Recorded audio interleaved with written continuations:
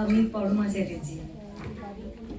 সাম্যের গান গাই, সাম্যের গান গাই, আমার চোখে পুরুষ রমণী কোনো ভেদাভেদ নাই।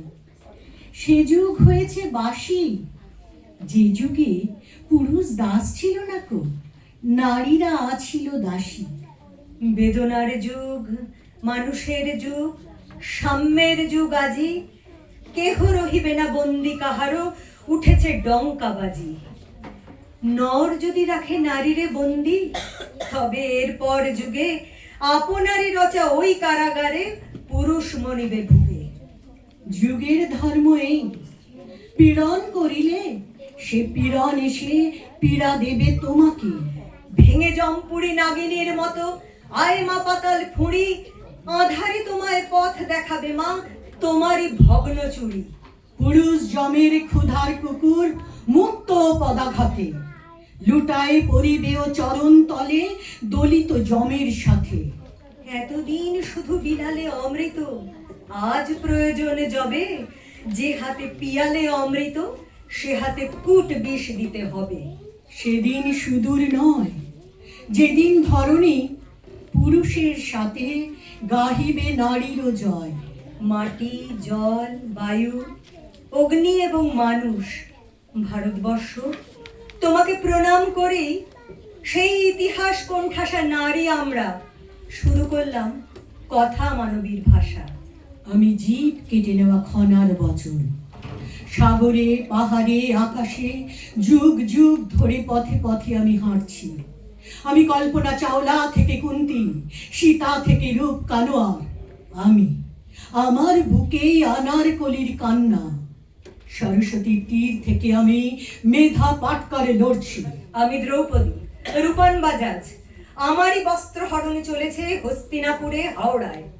বছর বিয়নি মুক ও বধির ঘরণী আমি, বৃষ্টি আমি, আগুন আমার প্রজ্ঞা। আমরা ২৫০০ বছর আগে দণ্ডকারণ্যের মাটিতে দাঁড়িয়ে নিরস্ত্রীকরণের কথা বলেছিলাম। আমরাই পুলিশি অত্যাচারের বিরুদ্ধে প্রতিবাদ জানাতে পারি আমরণ অনশনে ব্রতী হয়ে।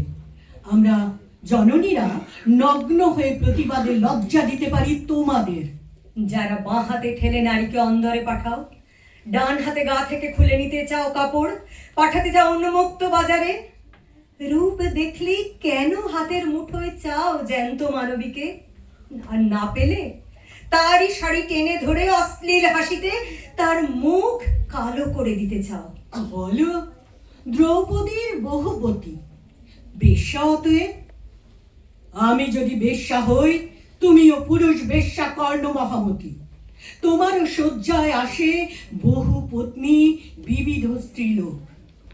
তুমি যে নিয়মে চলো, সেই নিয়মে অধিকার আমারও থাকুক। শুনো ধর্মের চাই, জারজ কামজ সন্তানে দেখি কোনো সে প্রভেদ নাই। অসতী মাতার পুত্র সে যদি জারজ পুত্র হয়, অসৎ পিতার সন্তানও তবে জারজ সুনিশ্চয়। রেড রোড থেকে ছেঁচড়ে নিয়ে যায় মেয়েটিকে, সেলাম মারুতির বুদ্ধিকে। ছেঁচড়ে নিয়ে গেছে মেয়েটিকে, পুলিশ বাড়ি বাড়ি খুঁজছে সেই গাড়ি, আগরপাড়া থেকে কসবায়। আমরা আমরা বসে থাকি লজ্জায়। ঠিক কাদের ভালো মেয়ে বলে আমি এখনো বুঝতে পারি না। মা মাসিদের মতে যেসব মেয়েরা সারা দিন ঘরের কাজ করে, কোনো ছেলের সঙ্গে রাস্তায় ঘুরে বেড়ায় না, তারাই ভালো মেয়ে। ভাই থাপ্পড় মারে, বাবা থাপ্পড় মারে, মা ঘরে আটকে রাখে, আত্মীয় স্বজন স্নেহের নামে যেখানে সেখানে হাত দেয়, অথচ মুখ খোলে না কখনো। সেই মেয়েকেই আমরা ভালো মেয়ে বলি। যে মেয়েটি বাসের মধ্যে গালে থাপ্পড় কষিয়েছিল, গন্ডগোল থামাতে অফিস যাত্রীরা বললেন, দিদি পরের স্টপে নেমে একটা ট্যাক্সি ধরে নিন। যে মেয়ে কারো তোয়াক্কা করে না, নিজে আনে নিজে খায়, যে মেয়ে চাঁদপাল ঘাটে একা দাঁড়িয়ে সূর্যাস্ত দেখে, তার দিকে আমরা ভুরু কুঁচকে তাকাই। তাহলে মোদ্দা কথা কি দাঁড়ালো? যারা মুখ বুঝে সব সহ্য করে তাদের ভালো মেয়ে বলে, আর যারা মুখ বুঝে সব সহ্য করে না তাদের খারাপ মেয়ে বলে। ধুলো ঝেড়ে উঠে দাঁড়ায় জল জলে চোখে রোগা ভোগা জীর্ণ মেয়েটা। ওর ভাঙা সুরহীন গলা, জীর্ণ শরীরে এক বুক সাহস। লোকটা দড়াম করে লাথি মেরে জানলা বন্ধ করে বলে, প্রাইভেসি চাই, প্রাইভেসি। বউকে মারছো কেন? জানলা চেঁচায়। আমার ছাগল, আমি আগা কাটবো না পাছা, আমাকে ভাবতে দিন। এর নাম প্রাইভেসি? ধর্মাবতার? মানুষ আর একটা মানুষকে মেরে ফেললেও আপনারা চুপ করে বসে থাকবেন? মানুষ কোথায়? ও তো লোকটার বউ। থানাবাবু, যিনি চাকরির অঙ্গ হিসেবেই সেরে নেন খুন, বাটপারি ও ধর্ষণের কাজ, তিনিও পরম দার্শনিক হয়ে বললেন, ঘরের ঝগড়া ঘরেই মেটার। বর এতটুকু গায়ে হাত তুললেই থানায় আসেন কেন? যান মন দিয়ে সংসার করুন। আমার আমার মাটাকে ওরা মেরে ফেলবে গো, ওরা মেরে ফেলবে। কন্যা দিদার পায়ে কেঁদে পড়েছিল। মেয়ের সারা গায়ে কালশিটি খুঁটিয়ে দেখে, মুচড়ে ওঠে বুক। কর্তব্যে কঠোর মা। স্বামীর ঘরে মেয়েদের আসল জায়গা, ফিরতেই হবে তোকে যত কষ্ট হোক। কোথায় যাবে মেয়েটি শিশু কন্যা নিয়ে?